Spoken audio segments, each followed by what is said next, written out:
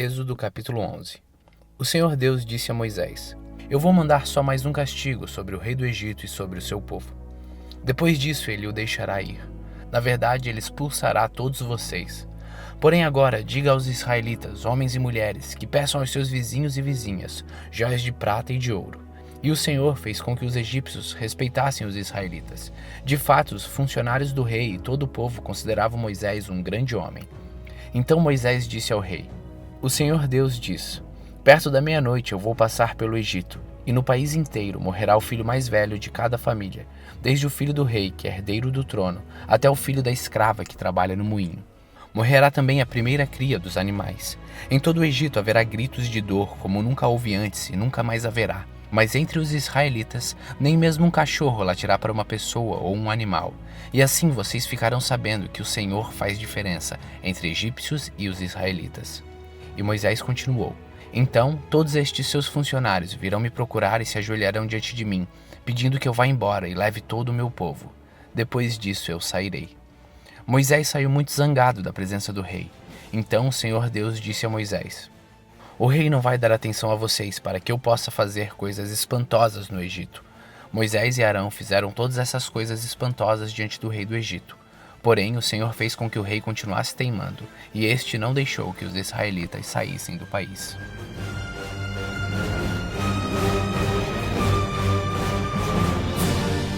Êxodo capítulo 12.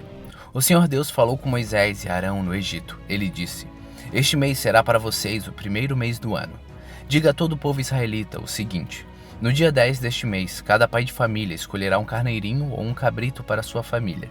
Isto é, um animal para cada casa. Se a família for pequena demais para comer o animal inteiro, então o dono da casa e o seu vizinho mais próximo o comerão juntos, repartindo de acordo com o número de pessoas e a quantidade que cada um puder comer. O animal deverá ser um carneirinho ou um cabrito sem defeito, de 1 ano. Vocês o guardarão até o dia 14 deste mês, e na tarde desse dia, todo o povo israelita matará os animais. Pegarão um pouco de sangue e o passarão nos batentes dos lados e de cima das portas das casas, onde os animais vão ser comidos. Nessa noite a carne deverá ser assada na brasa, e comida com pães sem fermentos e com ervas amargas. A carne não deverá ser comida crua nem cozida. O animal inteiro, incluindo a cabeça e as pernas e os miúdos, serão assados na brasa. Não deixem nada para o dia seguinte, e queimem o que sobrar. Já vestidos, calçados e segurando o bastão, comam depressa o animal. Esta é a Páscoa de Deus, o Senhor. Essa noite eu passarei pela terra do Egito e matarei todos os primeiros filhos, tanto das pessoas como dos animais. E castigarei todos os deuses do Egito. Eu sou o Senhor. O sangue nos batentes das portas será um sinal para marcar as casas onde vocês moram. Quando estiver castigando o Egito, eu verei o sangue e então passarei por vocês sem parar, para que não sejam destruídos por essa praga. Comemorem esse dia como festa religiosa para lembrar que eu, o Senhor, fiz isso. Vocês e os seus descendentes devem comemorar a festa da Páscoa para sempre. Durante 7 dias vocês comerão pão sem fermento. Por isso, no primeiro dia, tirem o fermento das suas casas, pois qualquer pessoa que comer pão feito com fermento, desde o primeiro até o 7º dia, será expulsa do meio do povo de Israel. No primeiro dia e também no 7º, façam uma reunião para adorar a Deus. Nenhum trabalho será feito nesses dias, a não ser para preparar a comida. Comemorem a festa dos pães sem fermentos, no aniversário do dia em que eu tirei do Egito as tribos do povo de Israel. Essa comemoração será uma lei permanente, que passará de pai para filho. Desde a tarde do dia 14 do primeiro mês até a tarde do dia 21 do mesmo mês, o pão que vocês comerem será feito sem fermento. Durante esses 7 dias não haverá fermento nas casas, pois quem comer pão com fermento, seja um estrangeiro que estiver vivendo no país, seja um israelita, será expulso do meio do povo de Israel. Portanto, nesses dias não comam nada que tenha fermento. Em todas as suas casas só será comido pão sem fermento. Moisés mandou chamar todos os líderes do povo e disse: Escolham carneiros ou cabritos e os matem para que todas as famílias de Israel possam comemorar a Páscoa. Peguem um galho de isopo e molhem no sangue que estiver na bacia e passem nos batentes dos lados e de cima das portas de suas casas. E que ninguém saia de casa durante toda a noite. Quando o Senhor passar para matar os egípcios, verá o sangue ali nos batentes e não deixará que o anjo da morte entre nas suas casas para matá-los. Vocês e os seus descendentes devem obedecer essa ordem para sempre. Quando entrarem na terra que o Senhor lhes dará, como prometeu, vocês deverão continuar realizando essa cerimônia religiosa. Quando seus filhos perguntarem, o que quer dizer essa cerimônia? Vocês responderão, é o sacrifício da Páscoa em honra do Senhor Deus. Pois no Egito ele passou pelas casas dos israelitas e não parou. O Senhor matou os egípcios, mas não matou as nossas famílias. Então os israelitas se ajoelharão e adorarão a Deus, o Senhor. Depois foram e fizeram tudo o que ele havia ordenado a Moisés e a Arão. À meia-noite, o Senhor Deus matou os filhos mais velhos de todas as famílias do Egito, desde o filho do rei, que era herdeiro do trono, até o filho do prisioneiro que estava na cadeia. E matou também a primeira cria dos animais. Naquela noite, o rei, os seus funcionários e todos os outros egípcios saíram da cama. É que em todo o Egito havia gente chorando e gritando, pois em todas as casas havia um filho morto. Nessa mesma noite, o rei mandou chamar Moisés e Arão e lhes disse: Saiam daqui. Vocês e todos os outros israelitas, deixem o meu país e vão. Vão adorar a Deus, o Senhor, como vocês pediram. Peguem as suas ovelhas e cabras, o seu gado e vão embora. E peçam a Deus que me abençoe. Os egípcios insistiram com os israelitas para que saíssem do país o mais depressa possível. Eles diziam, se vocês não saírem, todos nós morreremos. E assim cada família israelita pegou a massa de pão sem fermento, pôs numa bacia, embrulhou a bacia num pano e carregou no ombro. Os israelitas fizeram como Moisés havia ordenado e pediram aos egípcios joias de prata e de ouro e roupas. O Senhor Deus fez com que os egípcios dessem de boa vontade aos israelitas tudo o que eles pediam. Assim o povo de Israel tomou as riquezas dos egípcios. Os israelitas saíram a pé de Ramsés e foram para Sucote. Eram mais ou menos 600.000 homens, sem contar as mulheres, as crianças e os velhos. Com eles foram muitas outras pessoas e também muitas ovelhas e cabras e muito gado. Os israelitas fizeram pão sem fermento com a massa que haviam levado do Egito, pois os egípcios os haviam expulsado do país tão de repente que eles não tinham tido tempo de preparar comida, nem de preparar massa com fermento. Os israelitas tinham vivido no Egito 430 anos. No dia em que terminaram os 430 anos, todas as tribos do povo de Deus, o Senhor, saíram do Egito. Essa foi a noite que o Senhor ficou vigiando para tirá-los do Egito. Ela é dedicada ao Senhor para sempre, como a noite que deverá ser comemorada por todos os israelitas. O Senhor Deus disse a Moisés e a Arão: Essa é a lei para a Páscoa.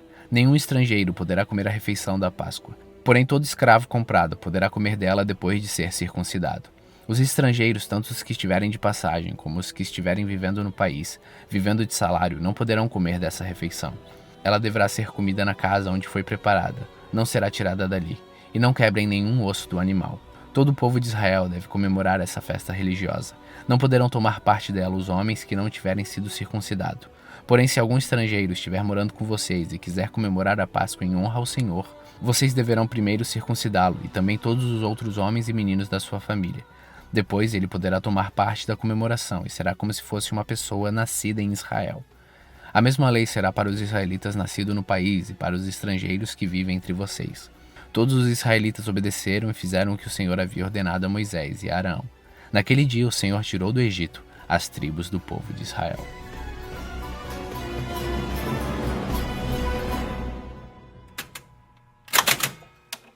Salmos capítulo 31. Ó Senhor Deus, em ti eu busco proteção. Livra-me da vergonha de ser derrotado. Tu és justo, eu te peço que me ajudes. Ouve-me e salva-me agora. Peço que sejas uma rocha de abrigo, uma defesa para me salvar. Tu és a minha rocha e a minha fortaleza. Guia-me e orienta-me como prometestes. Não me deixes cair na armadilha que armaram para mim, pois tu és o meu refúgio. Nas tuas mãos entrego a minha vida. Tu me salvarás, ó Senhor, porque tu és Deus fiel. Tu detestas os que adoram deuses falsos. Eu, porém, ponho em ti a minha confiança. Ficarei contente e me alegrarei por causa do seu amor. Tu vês como estou sofrendo e conheces as minhas aflições. Não deixastes que os meus inimigos me pegassem e me livrastes do perigo. Ó Senhor Deus, tem compaixão de mim, pois estou aflito. Os meus olhos estão cansados de tanto chorar. Estou esgotado de corpo e alma. A tristeza acabou com as minhas forças e as lágrimas encurtaram a minha vida. Estou fraco por causa das minhas aflições. Até os meus ossos estão se gastando. Os meus inimigos zombam de mim e os meus vizinhos também caçoam. Os meus conhecidos têm medo de mim e fogem quando me veem na rua. Todos esqueceram de mim, como se eu estivesse morrido. Sou como uma coisa que foi jogada fora. Ouço muitos inimigos cochichando, a gente me ameaçando de todos os lados. Eles fazem planos contra mim, procurando um jeito de me matar. Porém, a minha confiança está em Ti, ó Senhor. Tu és o meu Deus. Tu estás sempre cuidando de mim.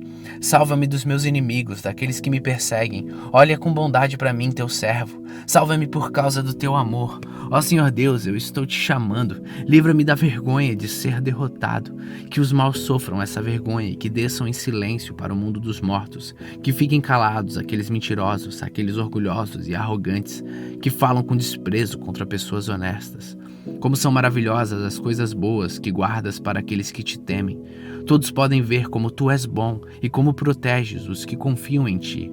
Com a proteção da tua presença, tu os livras dos planos dos maus. Num esconderijo seguro, tu os escondes das ofensas dos seus inimigos. Louvado seja Deus, o Senhor. Quando os meus inimigos me cercaram e me atacaram, Ele me mostrou de modo maravilhoso o seu amor por mim.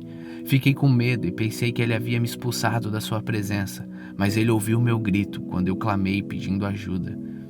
Amem o Senhor, todos os que lhe são fiéis. Ele protege os que são sinceros, mas os orgulhosos Ele castiga como merecem.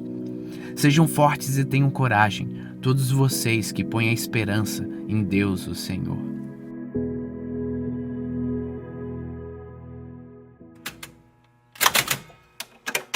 Marcos capítulo 11.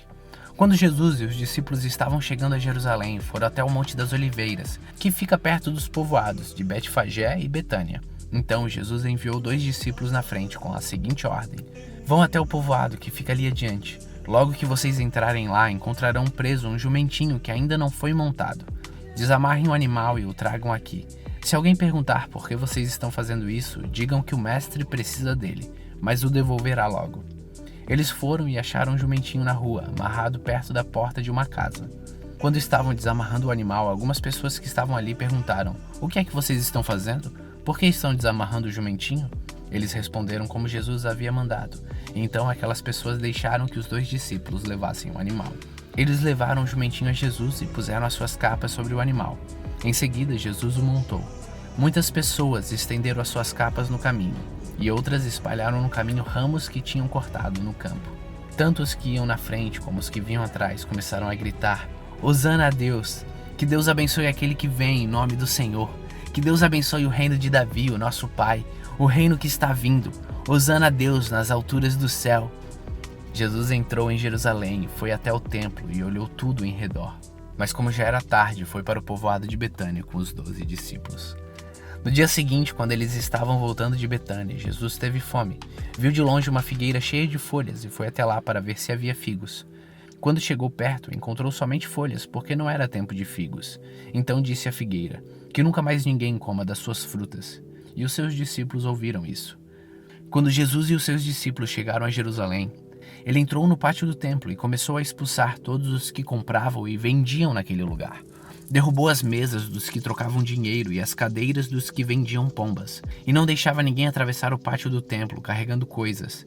E ele ensinava a todos assim: Nas Escrituras Sagradas está escrito que Deus disse o seguinte: A minha casa será chamada casa de oração para todos os povos, mas vocês as transformaram no esconderijo de ladrões. Os chefes dos sacerdotes e os mestres da lei ouviram isso e começaram a procurar um jeito de matar Jesus, mas tinham medo dele porque o povo admirava os seus ensinamentos. De tardinha, Jesus e os seus discípulos saíram da cidade. No dia seguinte, de manhã cedo, Jesus e os seus discípulos passaram perto da figueira e viram que ela estava seca desde a raiz. Então Pedro lembrou do que havia acontecido e disse a Jesus: Olhe, mestre, a figueira que o Senhor amaldiçoou ficou seca. Jesus respondeu: Tenham fé em Deus. Eu afirmo a vocês que isto é verdade. Vocês poderão dizer a este monte: Levanta-se e se jogue no mar. Se não duvidarem no seu coração, mas crerem que vai acontecer o que disseram, então isso será feito. Por isso eu afirmo a vocês, quando vocês orarem e pedirem alguma coisa, creiam que já a receberam, e assim tudo lhes será dado. E quando estiverem orando, perdoem os que os ofenderam, para que o Pai de vocês que está no céu perdoe as ofensas de vocês. Se não perdoarem os outros, o Pai de vocês que está no céu também não perdoará as ofensas de vocês. Depois voltaram para Jerusalém, quando Jesus estava andando pelo pátio do templo. Chegaram perto dele os chefes dos sacerdotes, os mestres da lei e os líderes dos judeus que estavam ali, e perguntaram: com que autoridade você faz estas coisas? Quem lhe deu autoridade para fazer isso? Jesus respondeu: eu também vou fazer uma pergunta a vocês. Se me derem a resposta certa, eu direi com que autoridade eu faço essas coisas. Respondam: quem deu autoridade a João para batizar? Foi Deus ou foram as pessoas? Aí eles começaram a dizer uns aos outros: se dissermos que foi Deus, ele vai perguntar: então por que vocês não creram em João? Mas se dissermos que foram as pessoas, ai de nós! Eles estavam com medo do povo, pois todos achavam que de fato João era profeta. Por isso eles responderam: não sabemos. Então eu também não digo com que autoridade eu faço essas coisas, disse Jesus.